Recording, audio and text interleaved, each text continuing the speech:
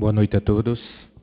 Deixa eu colocar aqui que eu acho que vai ficar... Bem, meus irmãos, é com grande satisfação, com imensa alegria que nós retornamos a essa casa de trabalho, essa casa de oração e a essa cidade. E sempre ficamos muito felizes no exercício do trabalho, em especial o trabalho com o uso da palavra, porquanto é um trabalho que para nós nos traz muita satisfação. E especialmente quando nós estamos fazendo uso da palavra para conversar sobre matéria espírita. Como dizia o mentor do Chico, Emmanuel, quando conversando ali à beira do riachinho, onde Chico teve pela primeira vez contato com ele, e indagava o seu mentor sobre o que seria necessário a partir daquele momento para desenvolver o mistério, ou seja, o objetivo do Chico na sua encarnação. E aí o Emmanuel, ele foi muito objetivo, como era de sua característica, quando respondeu: Chico, será necessário trabalho. E aí o Chico pergunta: e o que mais? Porque ele tinha feito a referência que seriam 3 exigências. E aí Emmanuel responde: trabalho. Chico repete: e mais o quê? E o Emmanuel repete mais uma vez: trabalho. Ou seja, nós temos um propósito existencial e em cada intervalo desse, na nossa existência, nós denominamos vida. De maneira que nós podemos imaginar infinitamente, tanto para trás como para frente, tantas vidas sejam necessárias a fim de que nós possamos nos desenvolver. Diante disso, nós aportamos aqui com um objetivo, com um propósito. O propósito maior, já foi dito, é o desenvolvimento, que se dá através justamente do trabalho. Em todas as suas acepções, em todos os seus sentidos, o trabalho como desenvolvimento social, o trabalho como desenvolvimento humano, o trabalho como desenvolvimento espiritual, mas sempre o trabalho. Por isso que Emmanuel, naquela oportunidade, fez aquela referência. E hoje nós vamos trabalhar com um tema muito interessante. Nós deixamos essa mensagem, vale a pena a leitura, do Dr. Viktor Frankl.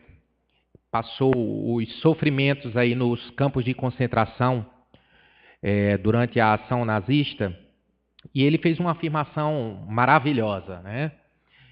Disse ele: quando o homem descobre que seu destino lhe reservou um sofrimento, tem que ver neste sofrimento também uma tarefa sua, única e original.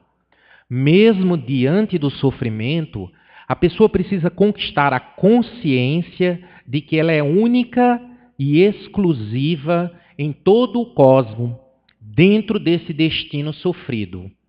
Ninguém pode assumir dela o destino e ninguém pode substituir a pessoa no sofrimento. Mas na maneira como ela própria suporta este sofrimento, está também a possibilidade de uma realização única e singular. Quis dizer com isso, Dr. Viktor Frankl, que não obstante estejamos diante de um sofrimento em que pese parecer que esse sofrimento seja uma cruz que ninguém quer, mas aquela cruz está feita de maneira específica, adequada e com a finalidade que só a nós particularmente serve. Significa dizer que ela foi moldada, ela foi composta, ela foi estudada e determinada como nossa cruz, nosso sofrimento, diante das nossas necessidades. De maneira que a cruz que me cabe não cabe para o meu companheiro. Cada um tem sua necessidade, suas peculiaridades e o seu sofrimento. E aí, nós vamos para o tema de hoje. Na verdade, gente, mas eu vou tirar, melhor. Fica com mais liberdade para falar, né? Na verdade, isso é uma obra magnífica. É um tema que já foi por nós trabalhado há muitos anos atrás. Trata-se desse livro denominado Escutando os Sentimentos, a atitude de amar-nos como merecemos. O médium é o Vanderlei de Oliveira e o espírito de Hermans Dufour.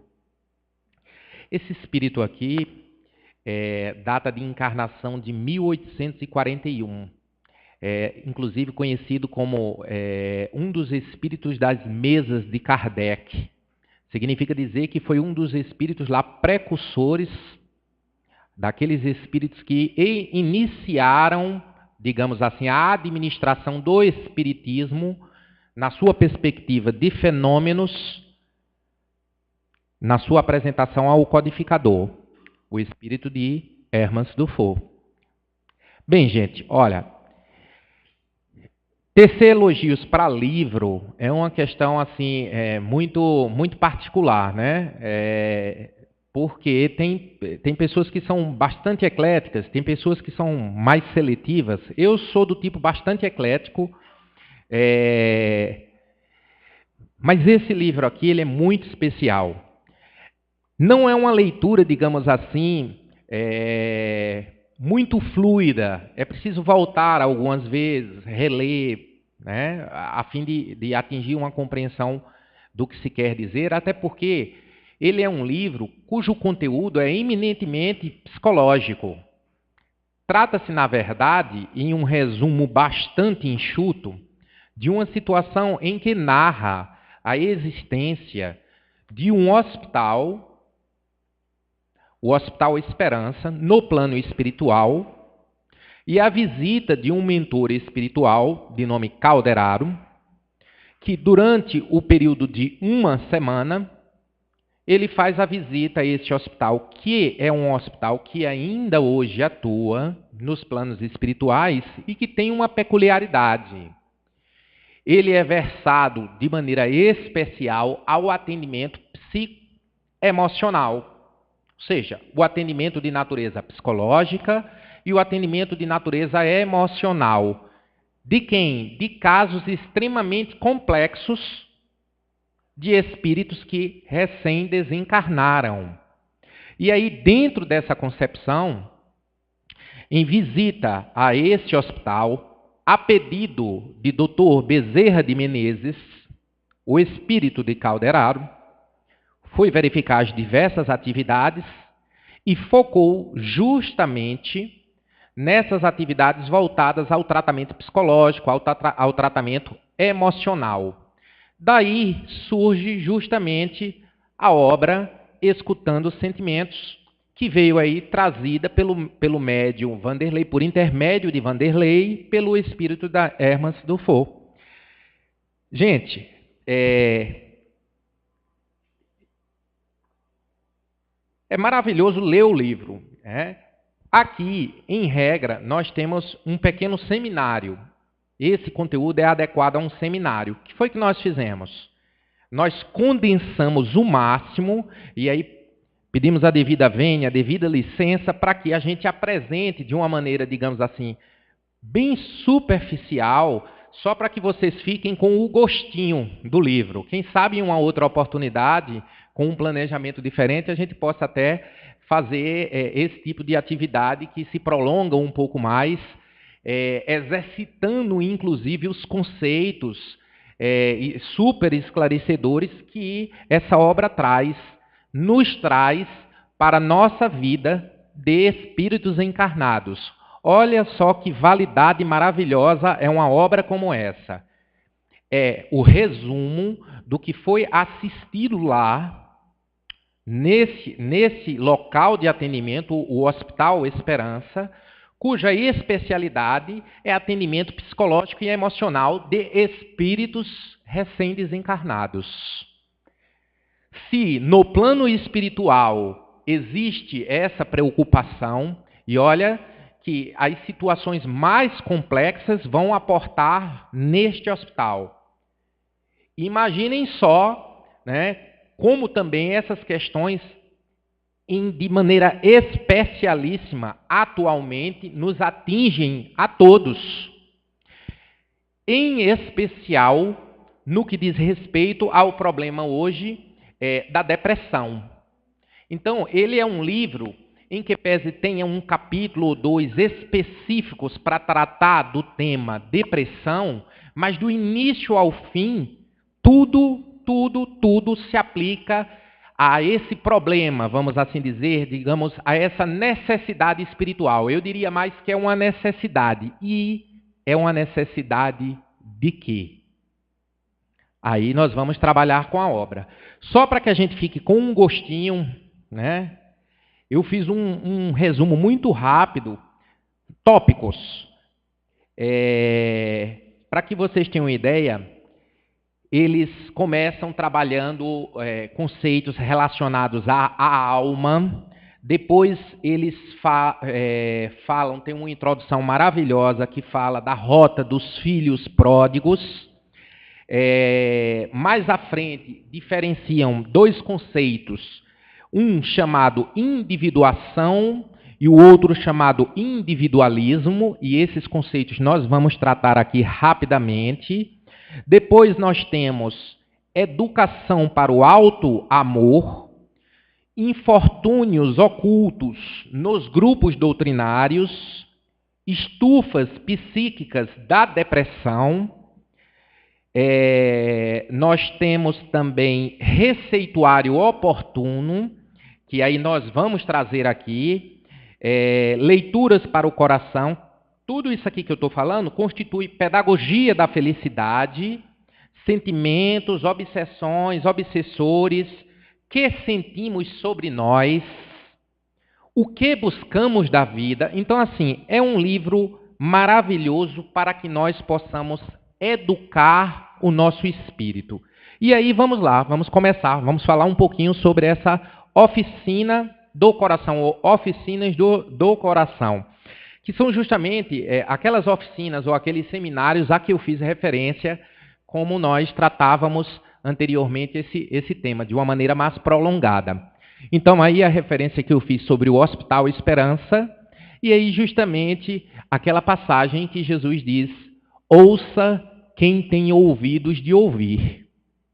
É bem interessante. Essa passagem aqui, em termos de parábola, né, eu não vou ser, digamos assim, estritamente ou super específico, mas todos se lembram que, em certa feita, Jesus faz a referência à parábola do semeador.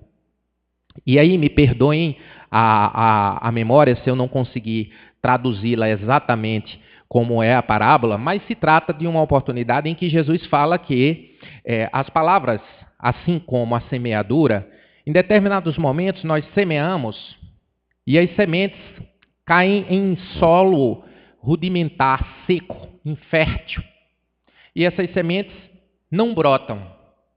Em outro momento, nós podemos semear e essa semeadura cair entre solo pedregoso, com muitas pedras. Então, não obstante as raízes possam até penetrar, mas não conseguem atingir com profundidade o solo e acabam que os pássaros vêm ali, coletam as sementes e levam.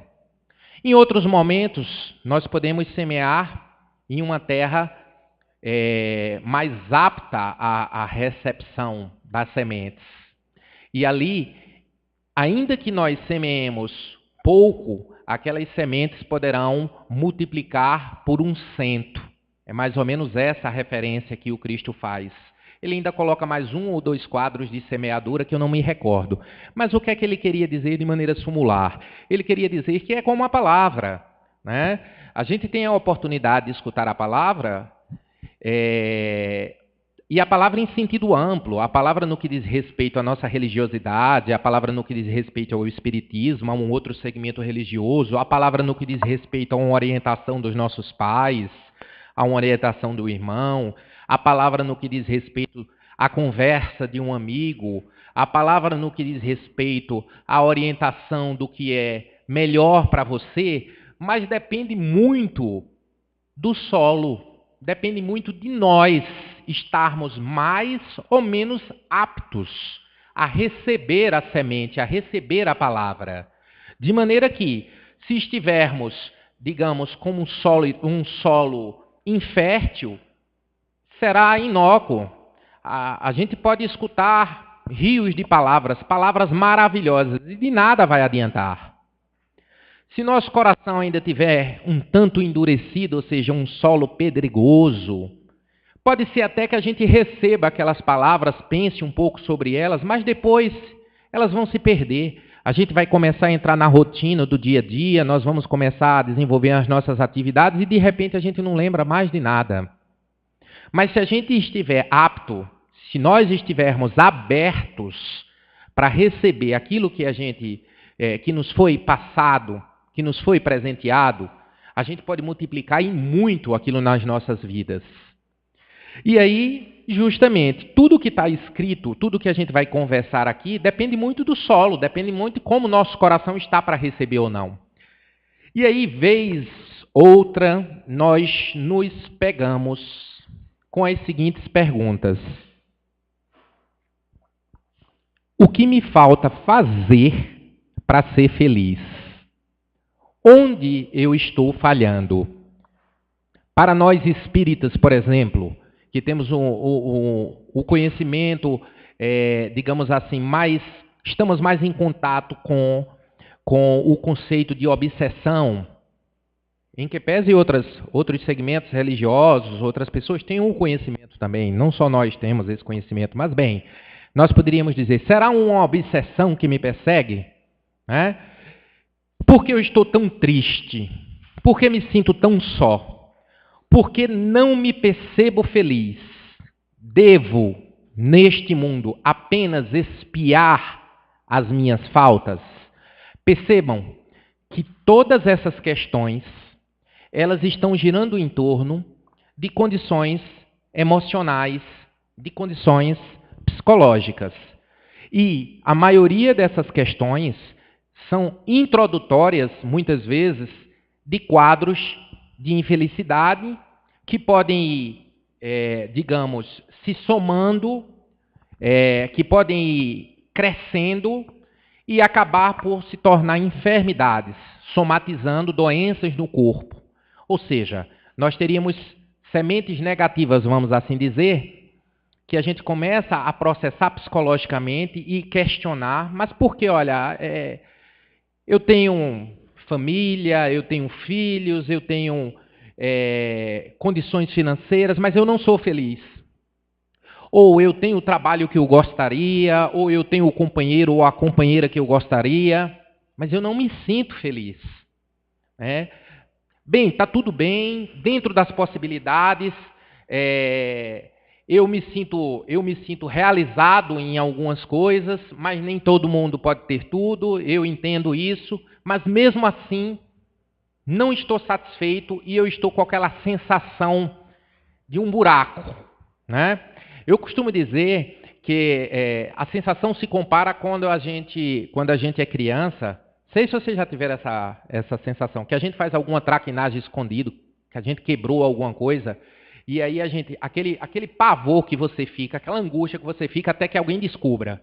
Né? Você não consegue concentração, aquilo fica te perseguindo, você fica com aquele mal-estar, aquele buraco dentro, até que a coisa seja resolvida. E isso também acontece em outras circunstâncias. Eu estou colocando essa situação da vivência de criança porque isso é muito recorrente. As pessoas, realmente, eu quando fazia alguma traquinagem, eu ficava com aquela coisa, aquele nó no peito, mas esse nó no peito, esse vazio no peito, essa coisa que a gente não consegue definir e que nos faz, muitas vezes, procurar, inclusive, ajuda de profissionais no campo da psicologia, no campo da psiquiatria, né?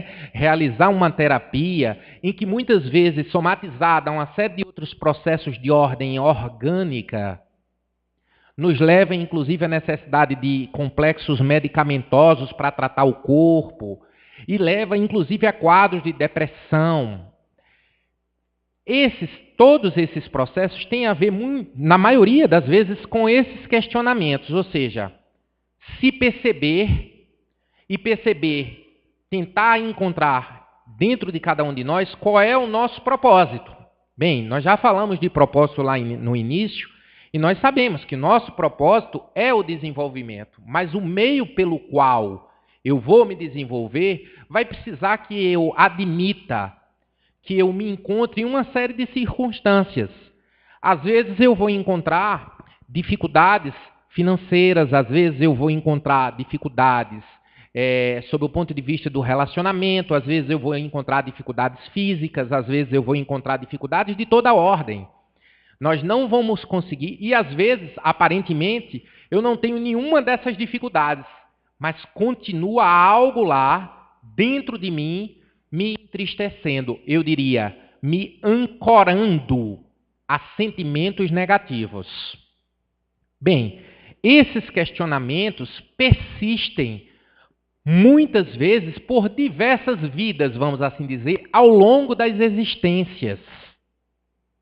Às vezes, essas sensações nos tomam de assalto em alguns momentos. Mas a gente vai lá e trabalha, e a gente vai lá e realiza, e a gente vai lá e se distrai, e a gente vai lá e se agarra a esse mundo, a essa perspectiva de mundo mais materialista, e os dias vão passando, os meses, os anos vão passando, e aí em determinado momento a gente sente que a corrente, vamos assim dizer, da âncora travou e a gente não consegue mais ir para um lado ou ir para o outro. Então, começa um processo de adoecimento. E muitas vezes, ao desencarnar, essa condição leva muitos espíritos, muitos de nós, justamente a serem atendidos no Hospital Esperança. A primeira coisa que a gente precisa entender é uma espécie de glossário, uma espécie de dicionário que é utilizado no Hospital Esperança nas preleções que são realizadas junto aos espíritos que ali aportam para serem tratados. Então, nesse capítulo, eles chamam de educação dos sentimentos.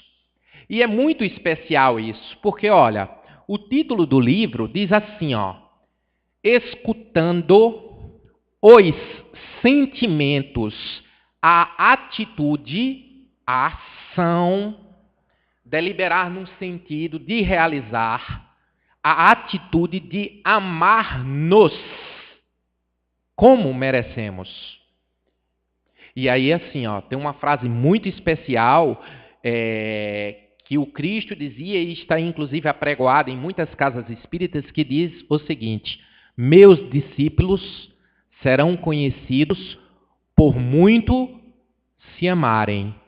É muito importante essa frase, porque a gente não pode se limitar exclusivamente ao primeiro sentido dela, que quer dizer, meus discípulos serão conhecidos por muito amar uns aos outros. Mas existe um outro sentido também. Eu poderia dizer, meus discípulos serão conhecidos pela capacidade que têm de amar a si próprios. Porque o próprio Mestre nos ensinou que eu devo amar ao meu irmão como eu amo a mim mesmo. Eu devo fazer o bem ao meu irmão como eu gostaria que fosse feito para mim.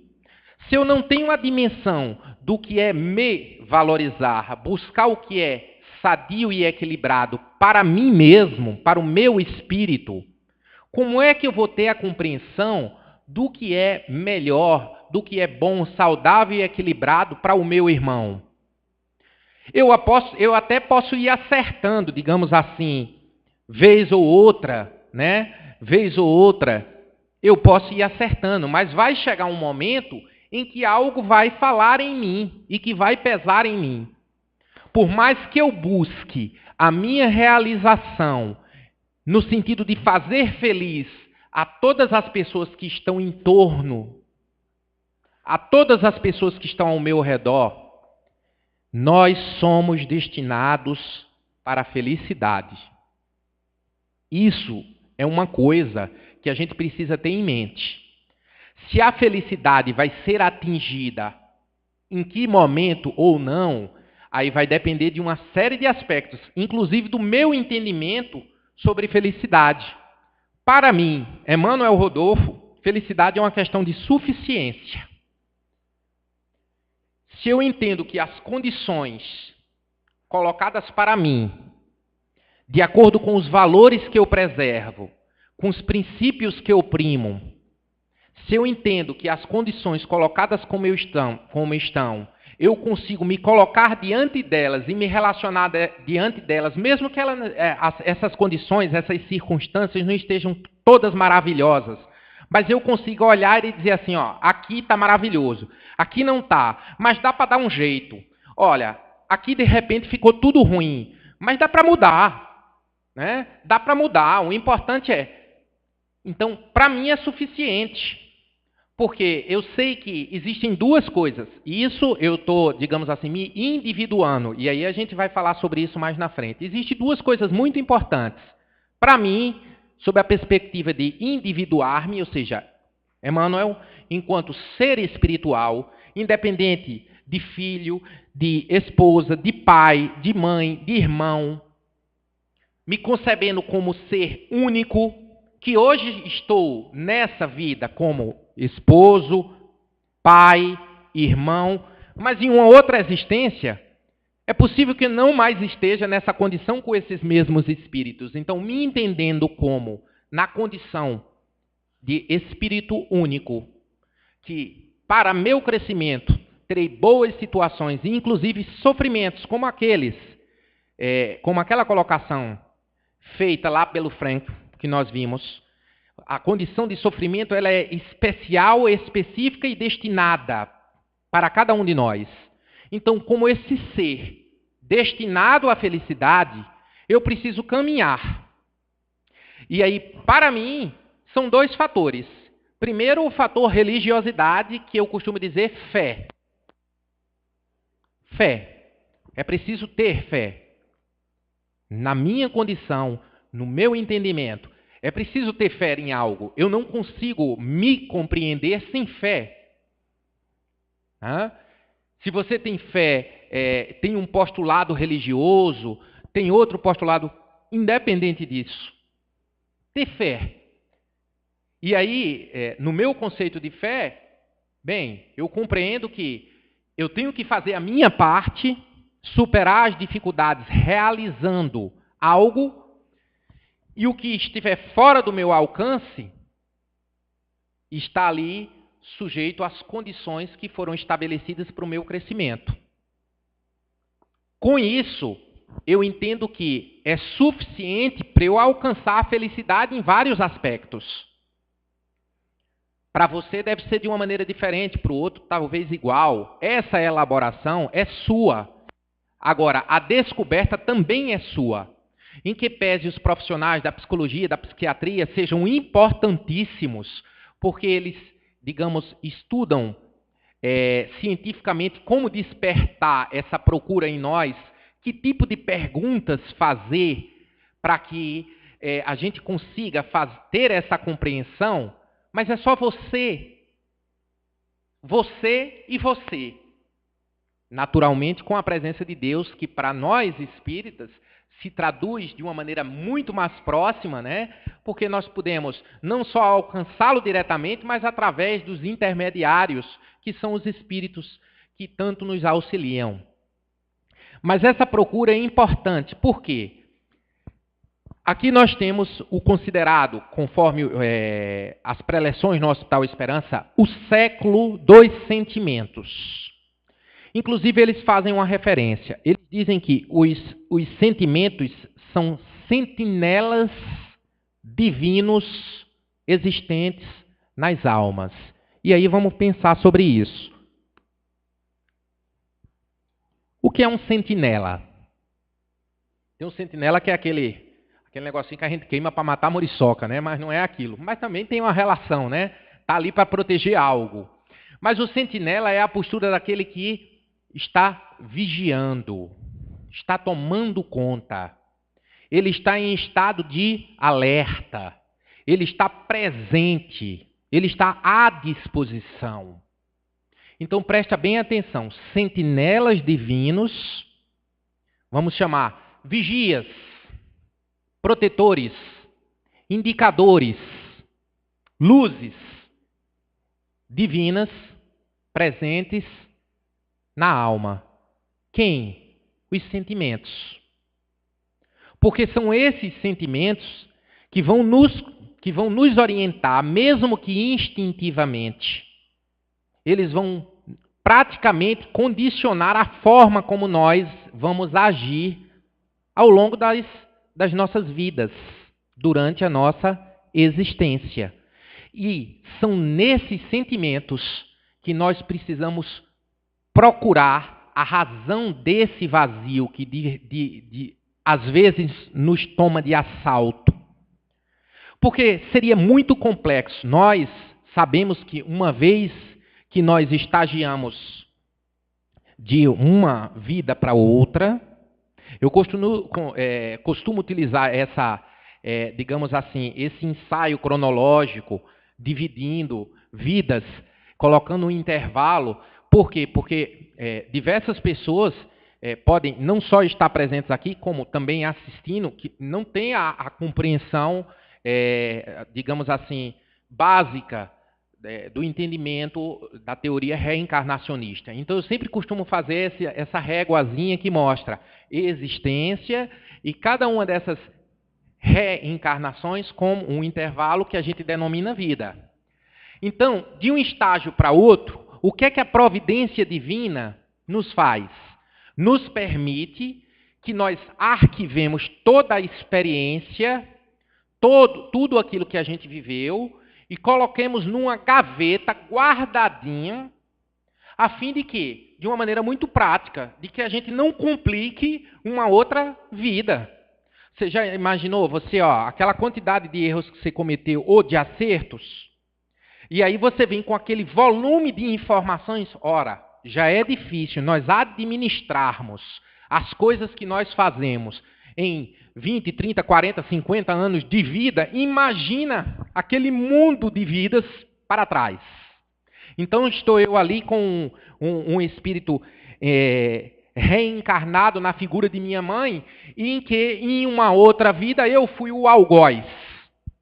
Eu iria viver, no mínimo, ou numa atitude eterna de culpa, ou numa atitude eterna de compensação. E esse movimento não seria natural do ponto de vista espiritual.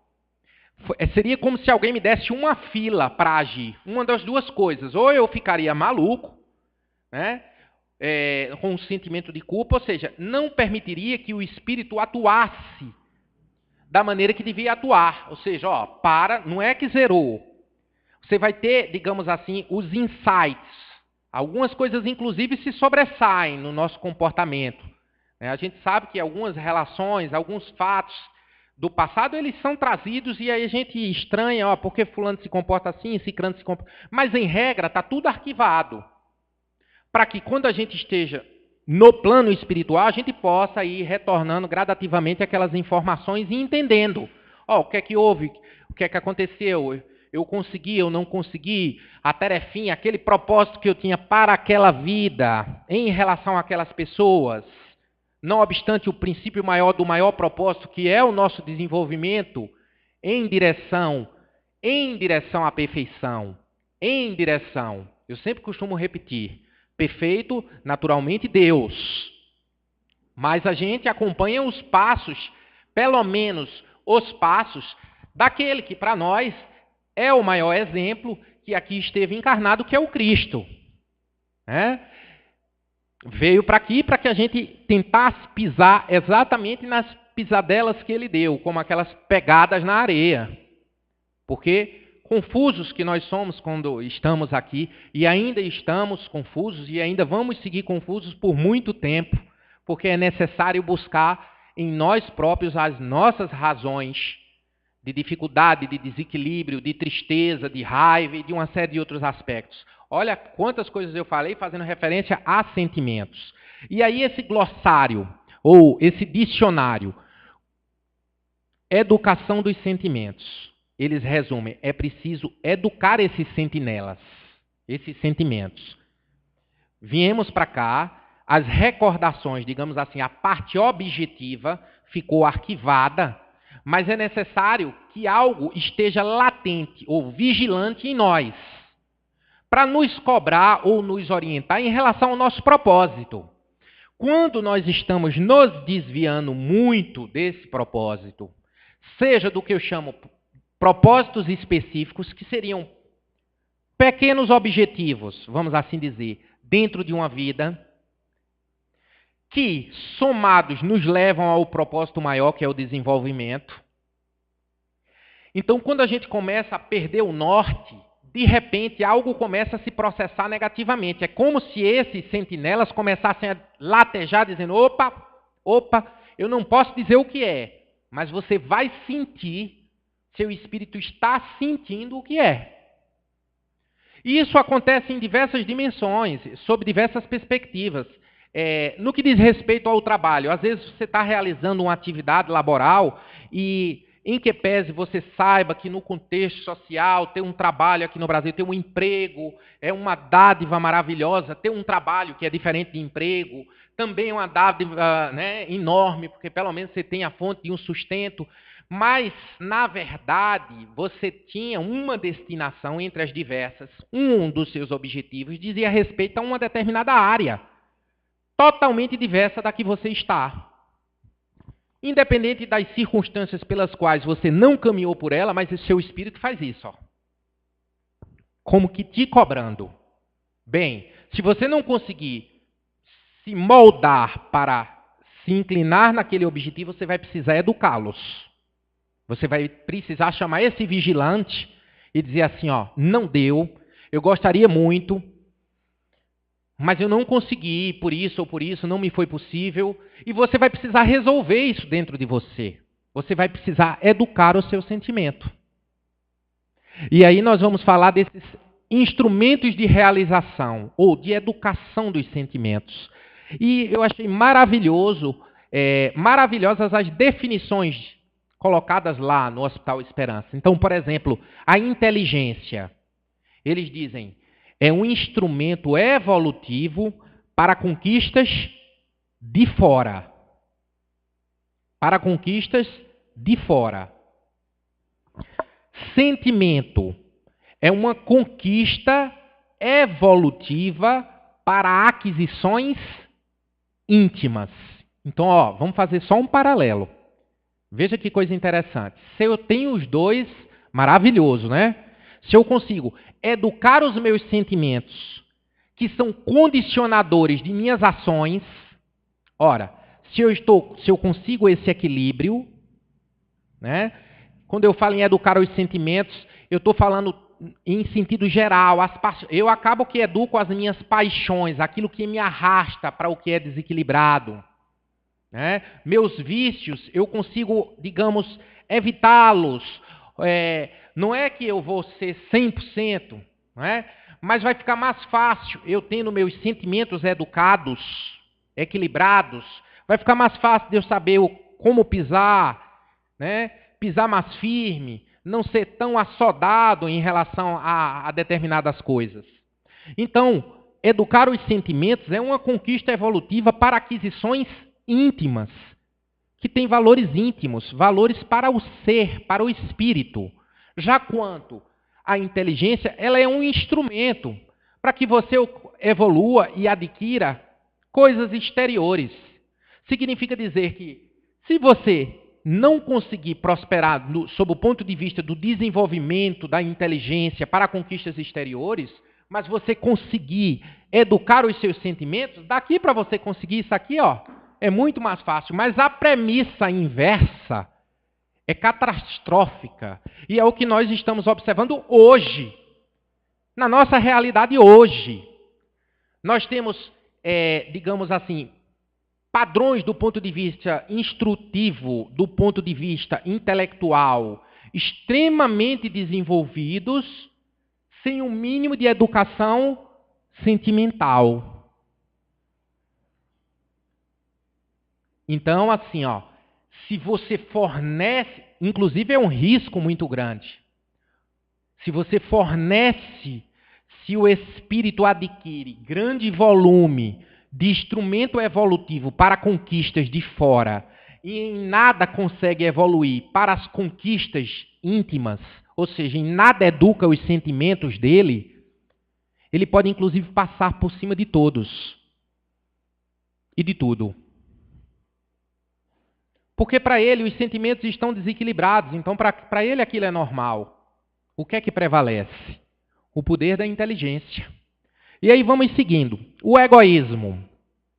É uma pena, a gente vai ter que acelerar um pouquinho, mas vamos lá.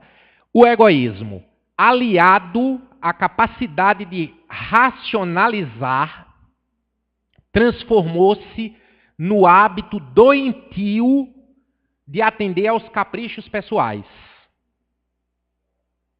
A arrogância, sentimento de exagerada importância pessoal, centralização do ego. Aqui eu vou ter que parar 2 minutos. Olha como foi bem colocado. Exagerada importância pessoal. Significa dizer que você dar importância pessoal, ou seja, dar importância a você mesmo, não é ruim. Não está errado. Inclusive é indicado. E é por isso que a gente vai falar sobre o conceito de individuar-se. Agora, quando essa importância ela é exagerada, ela se torna arrogância. Ou seja, você, nós, eu sou o centro de tudo. Bem, perdemos o contato com a fonte da vida e passamos a viver sobre a escravidão do eu. O resultado mais infeliz desse caminhar apartado de Deus foi a terrível sensação de abandono e inferioridade. Esse intervalo aqui diz respeito ao capítulo da arrogância, do egoísmo. E aí, ele traz uma informação. Olha, essa informação diz respeito a isso aqui, ó. Alguns mecanismos consolidados em outros orbes, em outras, digamos assim, pairagens espirituais, em outros planos espirituais, em outros planetas, vamos utilizar sinônimos, em outras casas, há muitas moradas na casa do meu pai. Então, olha, alguns mecanismos, quando a gente fala mecanismos, eles estão dizendo mecanismos psicológicos. Alguns mecanismos consolidados em outros orbes foram trazidos por espíritos desobedientes, chamados os deportados. Viram como são desobedientes, né? Porque o camarada está num grupo chamado o deportado, ou os deportados, foram postos para correr de onde estavam. Né? Promoveram o fortalecimento das noções de rebeldia, orgulho, revolta e desvalor. Olha, esses espíritos estavam tão recrudescidos, tão endurecidos na ideia de que eles foram feitos para sofrer, que eles já não admitiam a ideia de felicidade para ninguém. A sensação deles era de vazio tão profundo, era tão triste a situação deles, que eles perderam totalmente. É como a sensação de você entrar dentro de um buraco e aí você não ter aquela esperança de olhar e dizer assim, mas tem luz ali. Quem sabe um dia eu saio. Eles não tinham mais, os deportados não tinham mais essa noção. Eles entendiam coisa do tipo assim, ó, eu sou mal porque eu sou mal mesmo, porque eu não presto. E daí? Seria mais ou menos assim. Essas criaturas, submetidas a esses mecanismos psicológicos, essa maneira de pensar que estava consolidada neles, não permitia que eles fossem resgatados, orientados. Não havia experiência em termos reencarnatórios que eles pudessem ser submetidos, que nesses locais onde eles estavam, pudesse sensibilizar eles.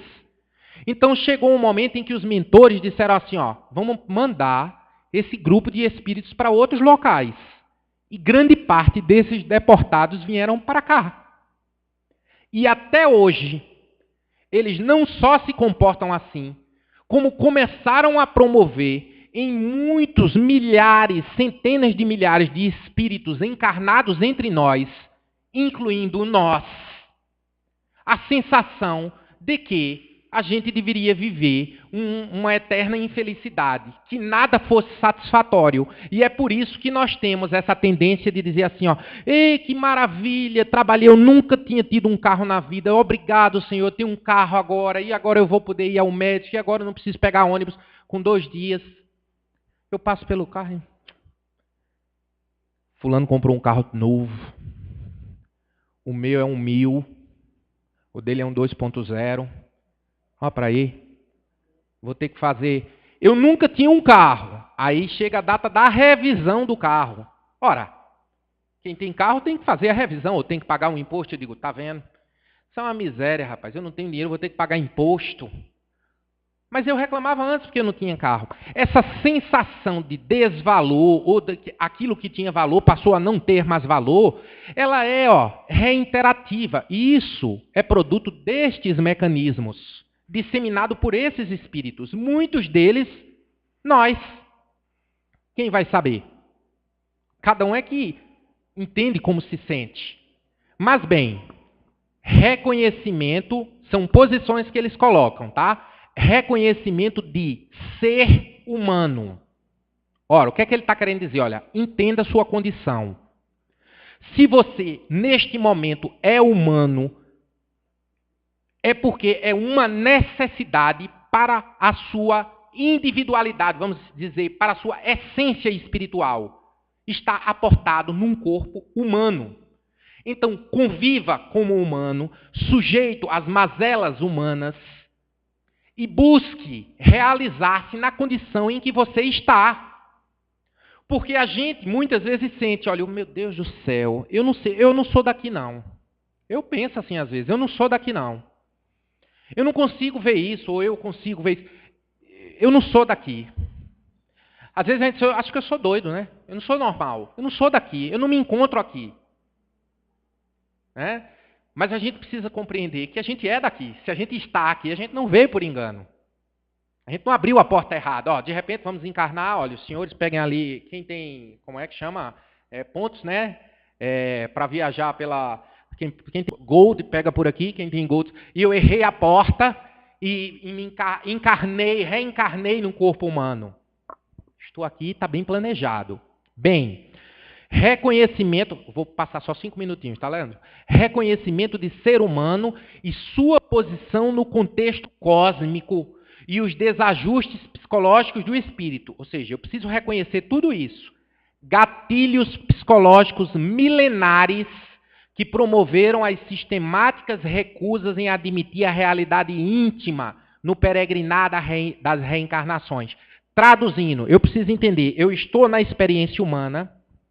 Existem gatilhos, âncoras, existem coisas em mim que me provocam essas sensações, existem. Eu preciso aprender a amar a mim mesmo, a dar valor a mim, como criatura de Deus. Entender que eu cometo faltas, estou cometendo, cometerei faltas e que minha destinação é evoluir. Para evoluir, eu tenho que superar. Se eu não precisasse de superar, é porque eu não tinha mais nada a faltar. É porque eu não tinha mais faltas. Se eu não tivesse mais faltas, eu não precisaria estar na condição humana. Então, se eu estou na condição humana, eu sou passível de faltas, de cometer erros. Eu fui passível e ainda serei passível. Eu só não preciso ficar reincidindo e reincidindo. Ou mesmo chegar na condição crônica de dizer assim, desvalor total. Sou mal e daí vou errar mesmo, vou errar porque quero e porque gosto, porque não tem jeito. Aí é um estado crônico. É um estado digno de um deportado. Bem, é por conta deste sentimento milenar de condenação, incrustado no psiquismo desde tempos imemoriais, que a criatura, em tese, não consegue ou desconhece o real prazer de viver. A saúde. Se as circunstâncias lhe tiraram uma coisa, existem milhares de outras. Existe uma certa passagem que diz assim, 2 homens estavam presos no mesmo lugar, no mesmo calabouço, com uma única janela que dava acesso, uma pequena janela que dava acesso ao lado exterior. Um deles, quando olhava para aquela janela, se sentia maravilhado com o que via. O outro sentia uma tortura inestimável.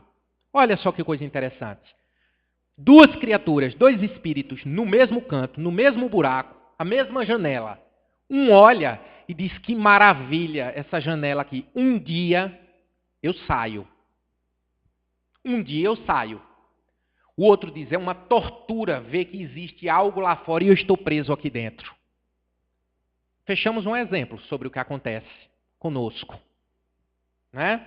Mas bem, vamos... Aqui eu vou ter que parar. Não tem jeito, porque eu citei isso aqui, eu vou ter que parar. Ó, individuar-se e individualismo. Está bem claro, ó só. A importância de individuar-se, dar valor a você como criatura espiritual, como fagulha de Deus. Dar valor a si próprio, com todas as suas limitações, buscar superações naquilo que for superável. Porque em algum momento vai ser, talvez não nessa vida, mas na outra. Porque a gente troca de roupa, troca de corpo. Né? A individuação é um sentimento moral favorável de expressão de sua singularidade como obra divina. Ora, se Deus permitiu a sua existência, é porque você tem importância. Deus não iria, digamos assim, eu não sei se seria essa expressão, gastar energia para compor uma criatura que não tivesse importância na obra divina. Entenda, você não foi a faísca que saiu da fabricação e fugiu e se transformou, não. Deus pensou a sua existência. Logo, você tem importância. E tem importância que todos os outros têm. Agora, seu grau de desenvolvimento, suas aquisições, espera aí. Aí não é assim. Vamos ter um trabalhozinho também, né? Cada um com sua parte. Ora, a individuação é um sentimento moral favorável de expressão de sua singularidade como obra divina. É a percepção gradativa que somos, além dos critérios sociais, certo, errado, o que nossos sentimentos, sentinelas divinos na alma, nos sugerem. Saber o que nos serve ou não, olha bem, que a gente passou e superou a história de certo ou errado. O que acaba por determinar um sentimento de discriminação, um achismo em relação ao outro incomensurável. E o que justificou de maneira absurda as maiores atrocidades na história.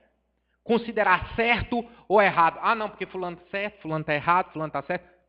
Cada um, dentro da sua condição espiritual, baseado nos seus sentimentos, vai saber o que lhe serve ou o que não lhe serve. O que lhe convém ou o que não lhe convém. Bem, o que necessitamos ou não são questões respondidas pelos nossos sentimentos. Este é o ato de individuar-se. A partir do momento que você se individua, a pessoa diz assim, ó, não gostei dessa maneira. Aí você vai pensar assim, é conveniente? Eu estou fazendo mal a alguém? Se eu fizer mal a alguém, eu vou me sentir bem? Não, não vou. Não vou. Mas assim, me convém? Então assumo ou não assumo? Faço. Eu deixo de condicionar o meu comportamento pelas expectativas exteriores. E esse é comprovadamente um dos maiores fatores que fundamentam a chamada crise de depressão. É quando você deixa de individuar-se, de viver enquanto identidade própria para querer corresponder ao que os outros esperam, ao que a sociedade espera de você, ao que o esposo, ao que a esposa, e esquece de você. Você deixa de se amar. Bem, agora vamos ao fim. Vou ter que pular, mas chegamos no receituário oportuno de Dr. Inácio Ferreira, presença uberabense, médico que atuou no campo das mazelas psíquicas em Uberaba e que trabalha no Hospital Esperança. E aí, bem rapidinho, vamos passar aqui, tinha tanta coisa legal, mas vamos por aqui. A pedagogia da felicidade que está dentro do receituário oportuno, tá, gente? Está dentro desse receituário aqui, que é quando ele começa a trabalhar, fazer as receitinhas dele em relação a cada um dos espíritos. Tinha o caso Anselmo, mas fica para a próxima. A gente pode fazer a segunda parte. O caso Anselmo é maravilhoso, viu? É um camarada que chega lá, um espírita, um dirigente de casa espírita que chega lá, mas é muito engraçado o caso dele. Pedagogia da felicidade, olha que maravilha. Educação para o quê? Para o alto amor. Meus discípulos serão conhecidos por muitos se amarem.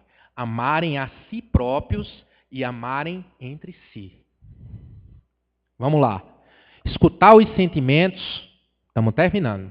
Escutar os sentimentos é oferecer condições de extrair de si mesmo o seu valor divino na obra da criação.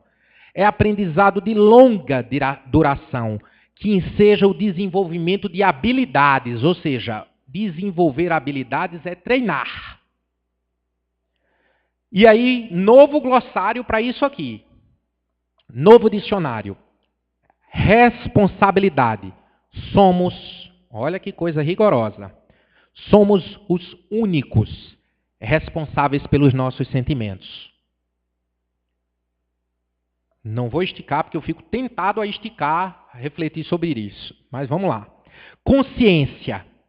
Os sentimentos expressam os recados da consciência do ser, trilhas do mapa divino em nós.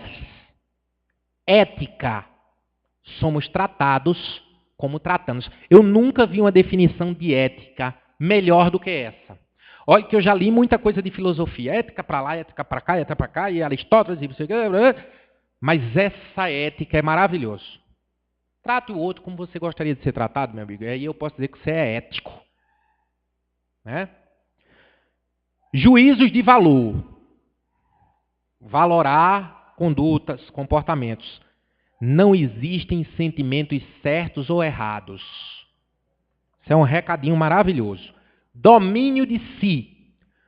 Tomar posse de nós mesmos. Quando nós não conseguimos conduzir, entender os nossos sentimentos e nos conduzir de acordo com esse entendimento, eles dominam e a gente acaba como seres o quê?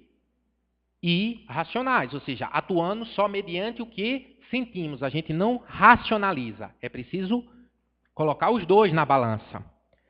Aceitação. Só existe amor a si através de uma relação pacífica com a sombra. Isso aqui fica para outra. A sombra é aquela camada negativa. Aquela história daquelas fantasminhas que carregam aquela corrente, não tem? Que a gente dizia que os fantasmas carregavam uma corrente. São nossas sombras. Todos nós temos. Se nós fôssemos bonzinhos, maravilhosos, o que é que a gente está fazendo aqui? Era para a gente estar com a asinha, né? Anjos, arcanjos, né? Anjo Gabriel, anjo Leandro, anjo Emanuel. A gente tem um bocado de sombra, gente. A gente tem que aprender a lidar com a sombra. Bem, renovação do sistema de crenças. Superar preconceitos implantados desde a infância. É um grande desafio. Florescer a singularidade. Maior sinal de maturidade. Estamos muito afastados de nós mesmos. O espírito precisa ser cultivado como um campo. Toda riqueza futura depende do trabalho atual, que vos granjeará muito mais do que bens terrenos. A elevação gloriosa. Então, meus amigos, eu de antemão vos peço desculpa pelo o tradicional atraso, né, de 5 a 10 minutos. E agradeço que nosso Senhor Jesus Cristo abençoe todos nós, as nossas famílias e a todos os irmãos, em especial aqueles que mais necessitam. Que assim seja. Então, meus irmãos, vamos aproveitar esse momento. Vamos permitir que o nosso corpo físico fique bem tranquilo. Se possível, vamos voltarmos as palmas das mãos para o alto, a fim de recebermos os eflúvios trazidos dos laboratórios medicamentosos, que com tanto carinho e amor os espíritos de luz trazem até essa casa. E agora vamos visualizar um campo, uma paisagem, aquilo que nos traz paz, que nos traz equilíbrio, e vamos ancorar, vamos nos fixar nessa paisagem, respirando adequadamente. De joelhos espirituais, nós rogamos, Senhor Jesus, Mestre misericordioso, aquele que entre nós trouxe, através de sua prática, o real significado da palavra amar, da palavra perdoar, da palavra compaixão. Nós vos agradecemos pela oportunidade desse capítulo da nossa existência. Todas as dificuldades atinentes às vidas de cada um de nós.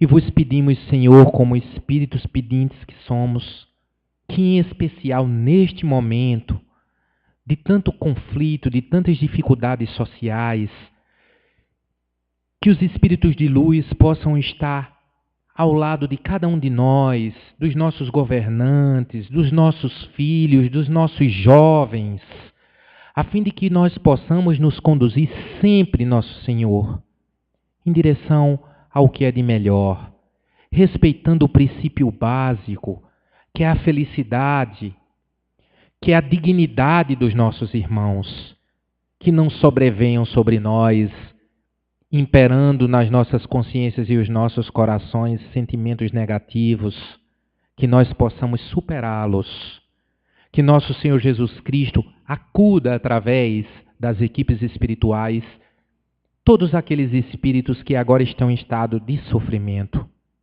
aqueles que estão aprisionados, encarcerados, cometedores de crimes, aqueles que vagam pelas ruas, os andarilhos, os drogados, prostituídos, escravizados.